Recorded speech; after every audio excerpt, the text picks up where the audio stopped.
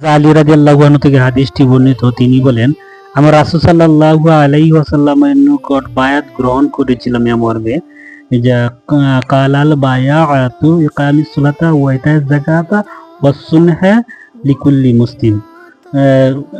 এই জন্য বায়াত গ্রহণ করেছিলাম যে জাকাত আদায় করতে এবং সালাত আদায় করতে এবং সকল মুসলমানদের মঙ্গল কামনা করতে এ মর্মে বায়াত গ্রহণ করেন।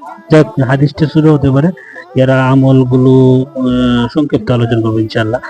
যাই হোক, আমরা আছি, অনেকে আছি যে আমরা অপর মুসলমানের ভালো দেখে আমরা ভালো নিজের মধ্যে ধারণা করতে পারি না, প্রতিহিংসা হয়, অথবা মুসলমানদের মঙ্গল কামনা করতে পারি না। শুধু সালাত, সিয়াম, যাকাত এগুলো ইমানের অংশ নয়, এগুলো হচ্ছে ইমানের অংশ, অপর মুসলমানদের সকল মুসলিমদের মঙ্গল কামনা করা। যাই হোক, সকল মুসলমান মঙ্গল কামনা করবো ইনশাল্লাহ।